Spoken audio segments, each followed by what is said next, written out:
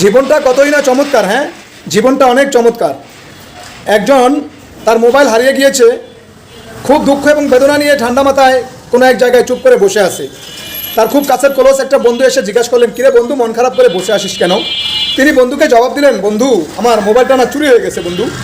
আচ্ছা, বন্ধু তাকে পরামর্শ দিলেন যে তোমার মোবাইলটা যখন চুরি হয়ে গেছে তাহলে তুমি থানায় যাও, থানায় গিয়ে তুমি জিডি করো। তা বন্ধু, থানায়ও তো গিয়েছিলাম, তো সমস্যা?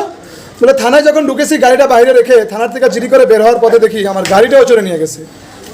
কি দুঃখ না, কত বেদনাদায়ক কথা। ঠিক আছে, বন্ধুকে সান্ত্বনা দেওয়ার জন্য তিনি বুঝালেন যে ঠিক আছে বন্ধু, মোবাইলও যখন চলে নিয়ে গেছে, গাড়িটাও চলে নিয়ে গেছে, এখন কি করবি? এক কাজ কর, অজু করে মসজিদে ঢুকে 2 রাকাত নামাজ পড়ে আল্লাহর কাছে দোয়া কর যে আল্লাহ তুমি সাহায্য করো।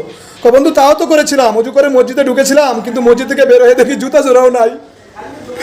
এই যে অবস্থা, আসলে এটা কোনো ফানি নাটক নয়, এগুলোই বাস্তব ঘটনা, এগুলোই আমাদের সমাজের ভিতরে ঘটতেছে রে ভাই, এগুলোই ঘটতেছে। আপনি বিশ্বাস করুন চাই না করুন, এটাই সত্য ঘটনা, এটাই সত্য।